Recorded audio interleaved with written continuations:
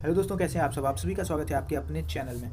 दोस्तों, जैसा कि मैंने बताया था कि एक सीरीज़ लेकर आ रहा हूं जिसमें हम लोग हिस्ट्री को देखेंगे, वो भी ऑब्जेक्टिव तरीके से, क्वेश्चंस की तरह से, जो हर एक एग्ज़ाम के लिए इम्पॉर्टेंट होगा। अभी जितने भी जिस तरह के भी एग्ज़ाम्स आप लोग दे रहे हो, वो हर एक एग्ज़ाम के लिए इम्पॉर्टेंट होगा, किसी विशेष एग्ज़ाम के लिए नहीं।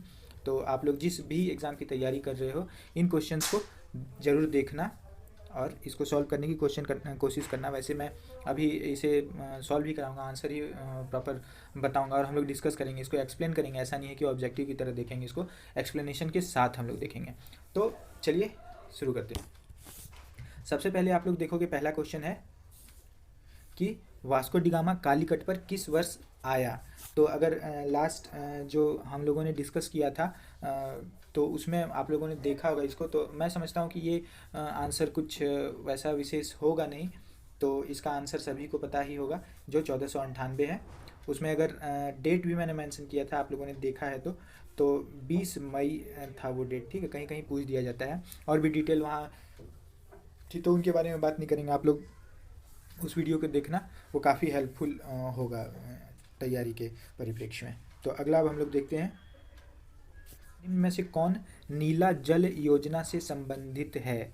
उसमें हम लोगों ने पढ़ा था ना, ब्लू वाटर नीति से। तो ऑप्शन इसमें है A D Almeida, B Albuquerque, C Dupleix और डी रॉबर्ट क्लाइव। तो रॉबर्ट क्लाइव तो हो ही नहीं सकता है। अल्बुकर्क के बारे में भी हम लोग जानते ही हैं कि ये दूसरे थे, है ना, दूसरे थे ये।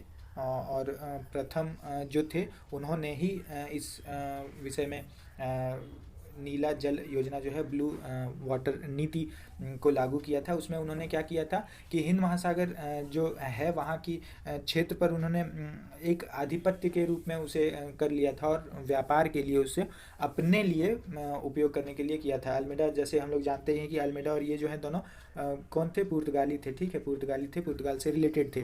और इसमें डुप्ले, जैसा कि हम लोग जानते हैं, ये काफ़ी प्रभावशाली रहे थे, हम लोगों ने देखा ही है। नहीं, अगर आप लोग जानते हो तो डुप्ले के बारे में हम लोग डिस्कस करेंगे। वैसे ये फ्रांस से रिलेटेड थे, फ्रांस के गवर्नर थे और इन्हें वास्तविक संस्थापक या अंग्रेजों का मार्गदर्शक भी डुप्ले को कहा गया है।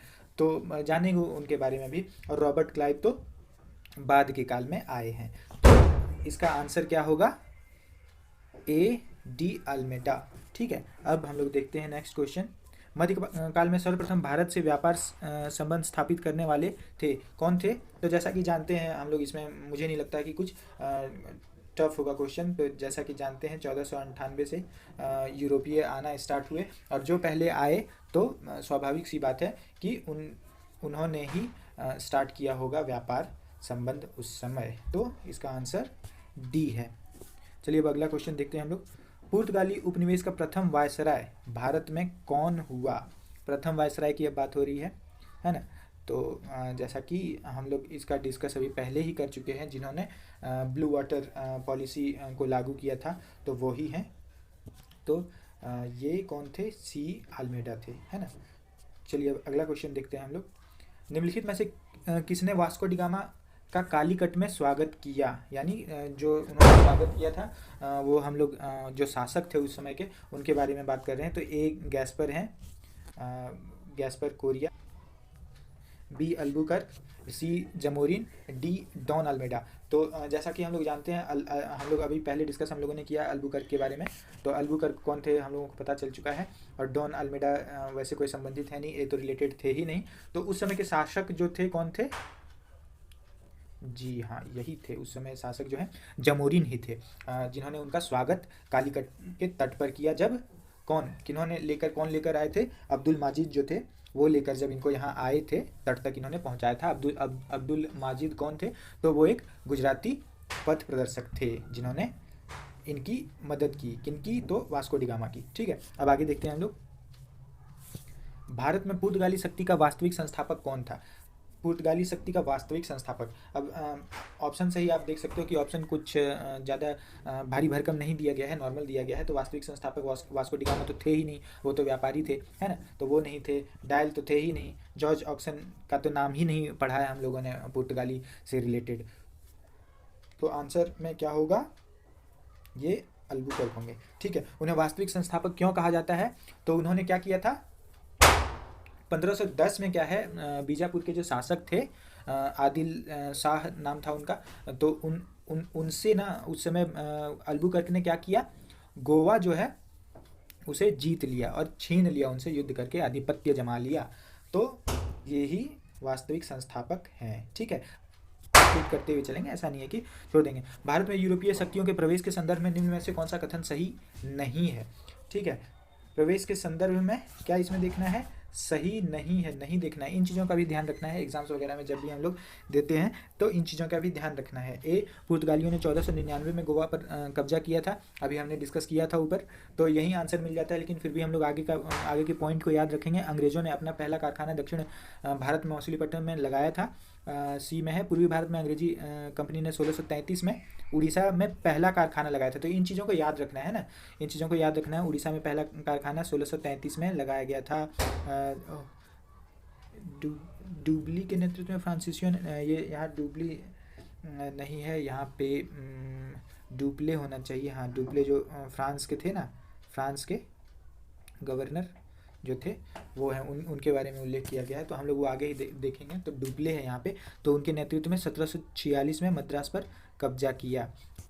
तो इनमें से क्या कहना है कि जो सही नहीं है उसके बारे में हम लोग देखेंगे। तो सही इसमें ए नहीं है। जैसे हम लोग देख ही चुके हैं कि गोवा पर कब्जा किया बीजापुर, जो आदिल शाह थे, सुल्तान जो थे, उनसे युद्ध करके अल्बुकर्क ने किया था, तो वो 1510 के आसपास की बात है। तो 1499 वो नहीं होगा, यानी आंसर ए होगा। चलिए अब आगे देखते हैं। पुर्तगालियों ने भारत में निम्नलिखित में से किस स्थान पर प्रथम दुर्ग का निर्माण किया था? तो हम लोग जैसे डिस्कस भी कर चुके हैं इस विषय में, है ना। तो इसका आंसर इसका आंसर हम लोग ए अंजी है, बी कन्नानूर है। तो अंजी और कन्नानूर में ना पहला नहीं दूसरा दुर्ग स्थापित किया गया था। ठीक है, पहला नहीं दूसरा, सेकंड था यहाँ पे दुर्ग। पहला कौन सा था? तो कोचीन में उन्होंने स्थापित किया था। कोचीन में पहला ही दुर्ग था, जो किन्होंने किया था, अल्फांसो दी अल्बुकर्क ने 1503 में किया था, है ना। और उसके बाद अंजी दीव है यहाँ पे, अंजी दीव और कन्नानूर में दूसरा दुर्ग स्थापित किया गया, जो आदेश उस समय आदेश पत्र से या आदेश लेकर ही किया गया था, है ना। चलिए अब आगे देखते हैं। किन यूरोपियनों ने भारत में प्रथमतः सामुद्रिक व्यापारी केंद्र स्थापित किए? यूरोपियन की बात हो रही है। तो जैसा कि हम लोग पहले डिस्कस कर चुके हैं, जब ब्लू वाटर नीति से रिलेटेड चीज़ें हो सकती हैं तो स्वाभाविक सी बात है वो किन्होंने किया होगा, पुर्तगालियों ने। ज़्यादा हम लोग टाइम नहीं वेस्ट करेंगे इस तरह के क्वेश्चन में। ठीक है, चलो अब आगे देखते हैं। बंगाल की निम्नलिखित फैक्ट्रियों में से एक जो पुर्तगालियों द्वारा स्थापित की गई वह थी, कौन सी थी पुर्तगालियों द्वारा? ऑप्शन है बांदेल, चिंसुरा। बांदेल चिंसुरा जैसा कि हम लोग जानते हैं डच के द्वारा किया गया था, है ना।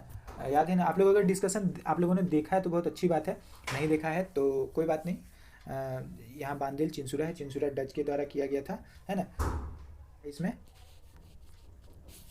ऑप्शन सी हुगली और डी श्रीरामपुर। तो इसका सही आंसर क्या होगा? सी हुगली। हुगली में क्या हुआ, जब वहाँ के गयासुद्दीन महमूद शाह जब वहाँ के शासक थे, तो 1534 में पुर्तगालियों ने क्या किया, उनसे अधिकार अनुमति ली। ठीक है, अनुमति लेकर क्या किया उन्होंने? सतगांव, चटगांव, है ना, यहाँ पे क्या किया, जो हुगली में ही थे, तो वहाँ पे उन्होंने कारखाना वगैरह वहाँ पे स्थापित किया। ठीक है, अब आगे चलते हैं। पांडिचेरी के संदर्भ में कब्जा करने वाली पहली यूरोपीय शक्ति पुर्तगाली थे। पांडिचेरी पर कब्जा करने वाली दूसरी यूरोपीय शक्ति फ्रांसीसी थे। अंग्रेजों ने कभी पांडिचेरी पर कब्जा नहीं किया, है ना। तो इसमें हम लोग देखेंगे कि आंसर कौन सा है। पांडिचेरी पर कब्जा करने वाली दूसरी यूरोपीय शक्ति कौन सी थी?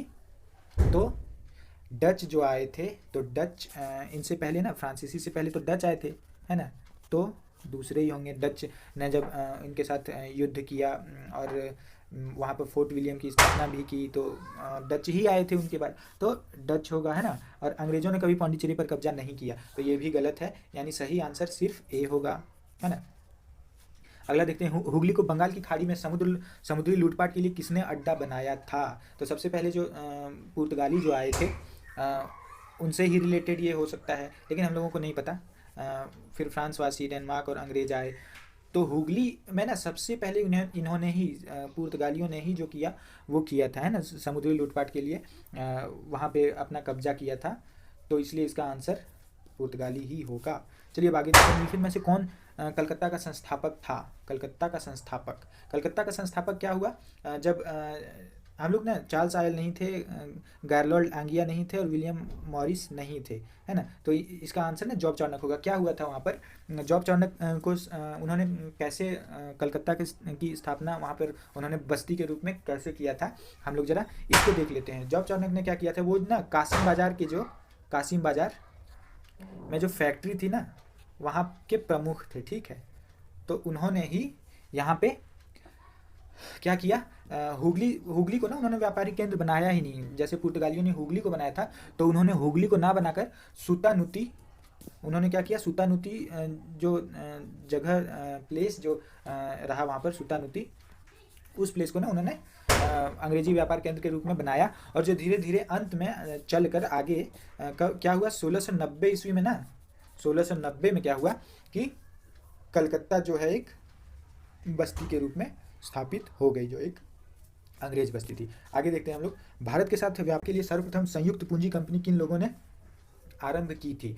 तो संयुक्त पूंजी की बात जब हो रही है तो इसमें ऑप्शन में दिया गया है ए पुर्तगाली, बी डच, सी डेनिश और डी फ्रेंच। तो इसका आंसर क्या होगा, आप लोग गेस करोगे? नहीं, चलो इसका आंसर मैं बता देता हूँ आप लोगों को। इसका आंसर ना बी है। क्या है इसका आंसर? बी है इसका आंसर, है ना। डच ने ही जो क्या किया था यहाँ पर सर्वप्रथम संयुक्त पूंजी कंपनी का निर्माण उन्होंने ही किया था, ठीक है। डच ने किया था। क्या हुआ था वहाँ पर, डच जो है हॉलैंड की कंपनी थी ना, डच या वो हॉलैंड की कंपनी थी, ठीक है। तो उन्होंने क्या किया, 1602 ईस्वी में संसद में एक ना वो आप लोग देखोगे कि लास्ट में डिस्कशन में हम लोगों ने इस पर डिस्कस किया है। तो संसद में एक प्रस्ताव पारित कर एक संयुक्त डच ईस्ट इंडिया कंपनी की इन्होंने स्थापना की थी, ठीक ना।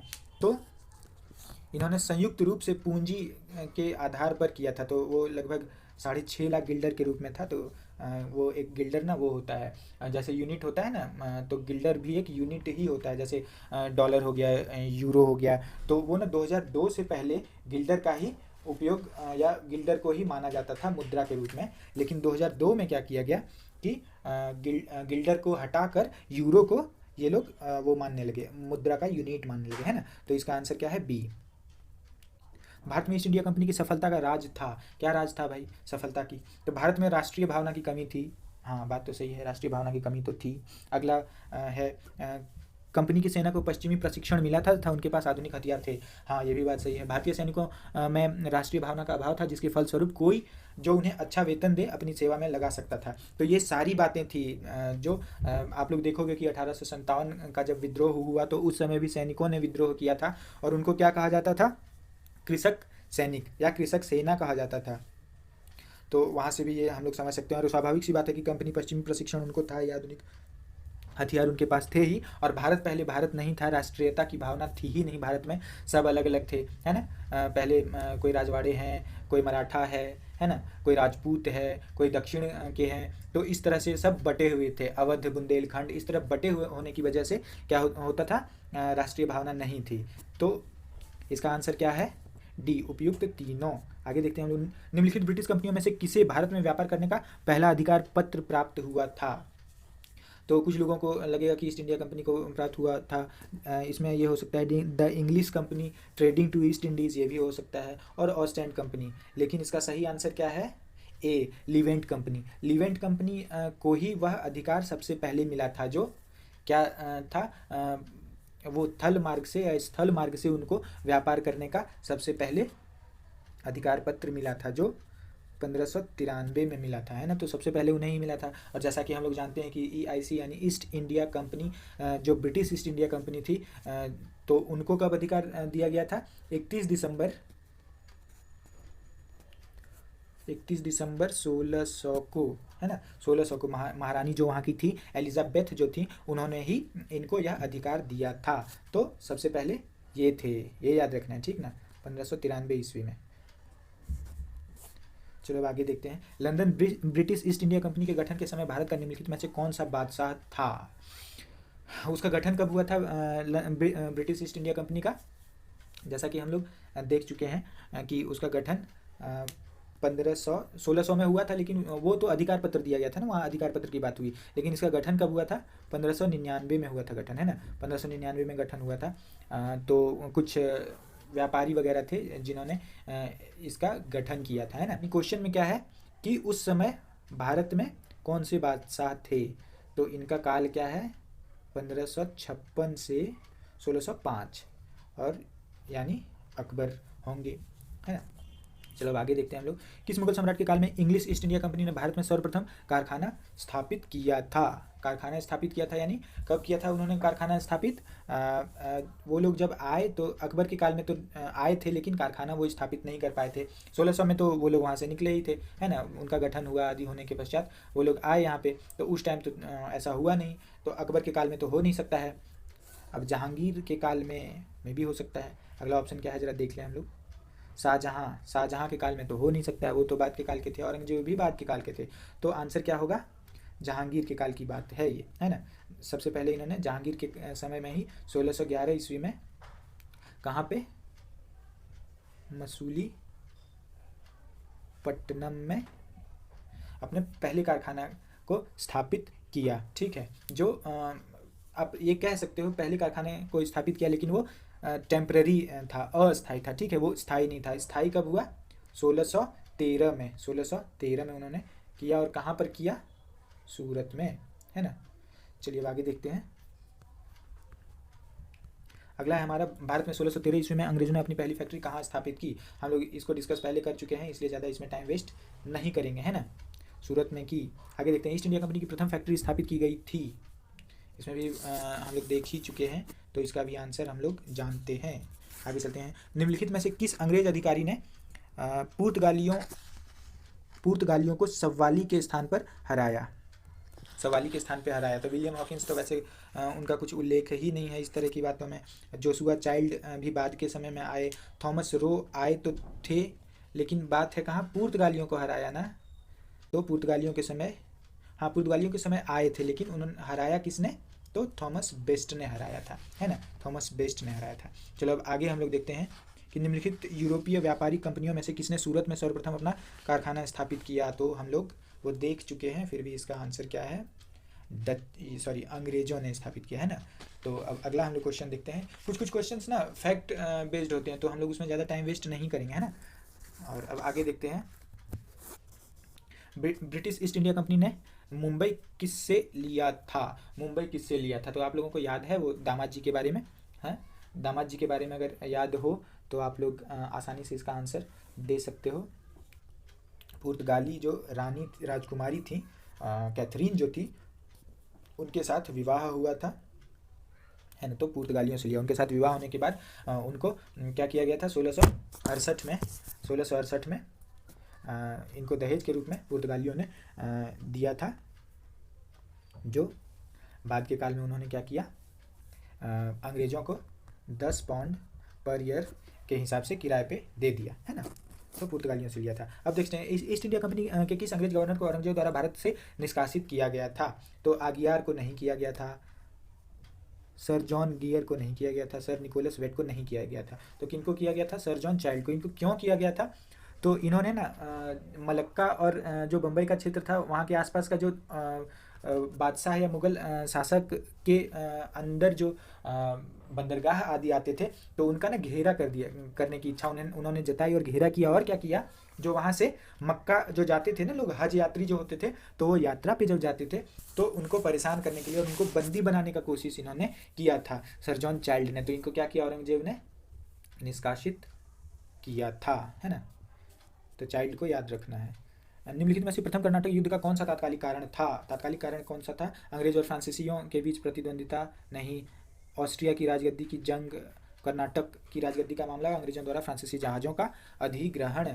इसमें क्वेश्चन में क्या पूछा गया? क्वेश्चन ध्यान से देखना आप लोग, ठीक है। कारण इसमें से कुछ और भी हो सकता है। वैसे देखा जाए तो 2 आंसर इसमें होंगे, लेकिन तात्कालिक जब कारण दिया गया है तो तात्कालिक कारण क्या हुआ था? अंग्रेजों द्वारा फ्रांसीसी जहाज़ों का अधिग्रहण किया गया था, इसलिए उनके बीच युद्ध स्टार्ट हो गया, है ना। कब हुआ था? 1746 से 17 48 के बीच, है ना। तो उस समय ही ये युद्ध स्टार्ट हो गया था और उसका यहाँ से कोई रिलेशन नहीं था। चिंगारी वाली बात जैसे मैंने कही ही थी कि चिंगारी वहाँ भड़केगी तो आग यहाँ लगी थी। तो ऑस्ट्रिया में जंग हो रहा था जो 1740 में वहाँ पे स्टार्ट हुआ था, तो उसी की वजह से कहीं ना कहीं यह यहाँ पहुँच गया था, है ना। चलो, कर्नाटक युद्ध किन किन के मध्य लड़ा गया था तो हम लोग देख ही चुके हैं, तो टाइम इसमें वेस्ट नहीं करेंगे।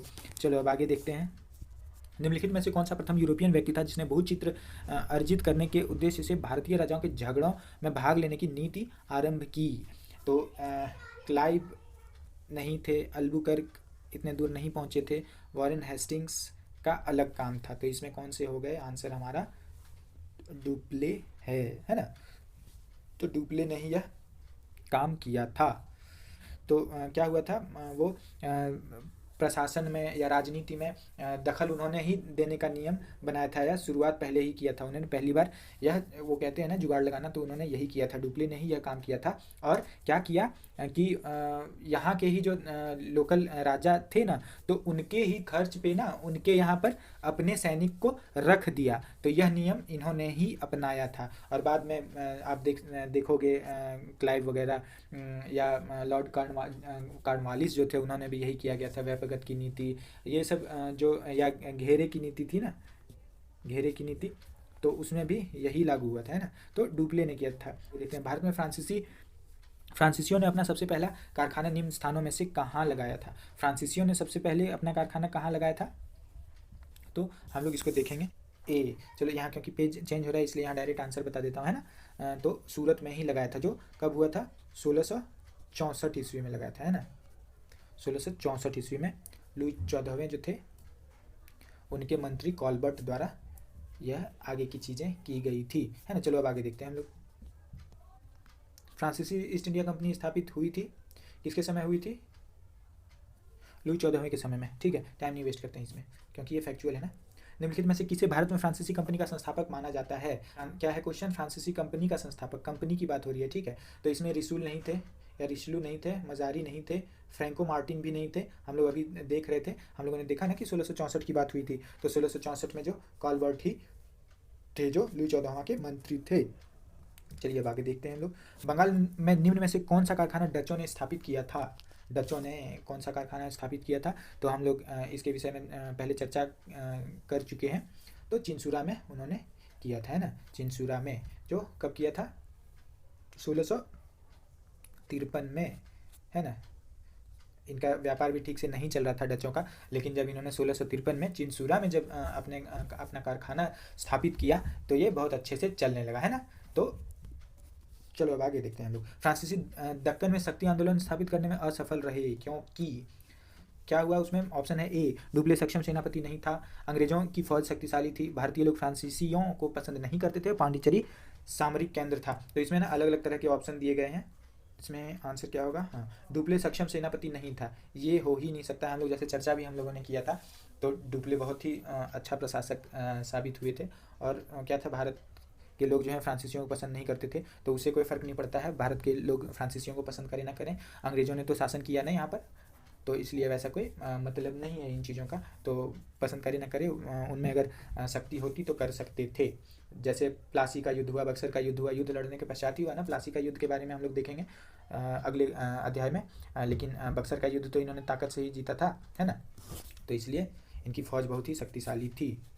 अगला क्वेश्चन है, निम्न यूरोपीय शक्तियों में भारतीय व्यापार में समय समय पर किस समय किसने प्रवेश किया था? तो इसके बारे में ही इस क्वेश्चन में पूछा गया है। तो PDBFD के बारे में मैंने बताया था, तो उसी तरह इसको याद रखना है और क्रम में ये आंसर को, ठीक है। और हम लोग कुछ नहीं इसमें देखेंगे कौन कैसे आए थे, बस यही था इसमें। चलो अब अगला क्वेश्चन देखते हैं। उस क्षेत्र की पहचान करें जहाँ से यूरोप वासियों को सर्वोत्तम शोरा, यहाँ पे क्या है? शोरा की बात की गई है, ना कि शोला। थोड़ी टाइपिंग एरर होती है, इन लोगों इन चीज़ों को ज़रा इग्नोर कर दिया करो आप लोग, है ना। तो शोरा का और अफीम कहाँ से प्राप्त किया जाता था? तो इसका आंसर हम लोग डायरेक्ट देखेंगे। इसका आंसर क्या है? बिहार है आंसर। बिहार में यह भी हुआ कि अंग्रेज़ों के काल में ना सबसे ज़्यादा अफीम का उत्पादन या अफीम के उत्पादन के लिए बिहार बहुत प्रसिद्ध था, तो इसका आंसर बिहार है। चलो अब आगे देखते हैं हम लोग। निम्नलिखित यूरोपियों में से कौन सा एक स्वतंत्रता पूर्व भारत में व्यापारी के रूप में सबसे अंत में आए? सबसे अंत में कौन आए? PDBF को याद रखना है, तो ये चीज़ नहीं भूलोगे आप। कौन सा एक स्वतंत्रता पूर्व भारत में व्यापारी के रूप में सबसे अंत में आए? सबसे अंत में PDBF इसमें वो डी वाले डेनिस नहीं है, तो इसीलिए इसका आंसर क्या होगा, सी, फ्रांसीसी ही आए, है ना, जो 1664 के करीब आए थे। डच कब आए थे, 1605 के करीब डच आए, डच 1608 के करीब अंग्रेज आए, फ्रांसीसी 1664 के करीब आए, और पुर्तगाली के बारे में तो हम लोग जानते ही हैं, 1498 के करीब आए। चलो फिर आगे देखते हैं, निम्नलिखित में से किन स्थानों पर डचों ने डच है यहाँ, ठीक है, डचों ने व्यापारिक अड्डे स्थापित किए। ऑप्शन है हमारे नागपट्टनम, चिंसुरा, मछलीपट्टनम, बी सूरत, भरूच, आगरा, कोचीन, अहमदाबाद, पटना या उपरोक्त सभी। तो इसका आंसर सभी होगा, ठीक है। नागपट्टनम में कब हुआ इनके व्यापारिक अड्डे की स्थापना, तो 1658 में नागपट्टनम में, ठीक है। और चिंसुरा में कब हुआ, तो हम लोग देख चुके हैं 1653 में, है ना। तो इस तरह ही इसका आंसर उपरोक्त सभी होगा। नेक्स्ट हम लोग देखते हैं, निम्नलिखित पर विचार कीजिए। चलिए विचार करते हैं।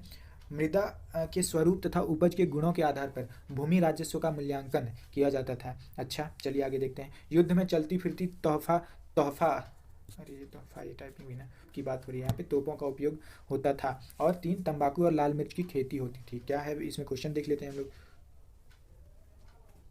इनमें से क्या है, उपयुक्त में से कौन सा से अंग्रेजों की भारत को देन थी, देन के बारे में बात हो रही है। तो चलो भाई देखते हैं।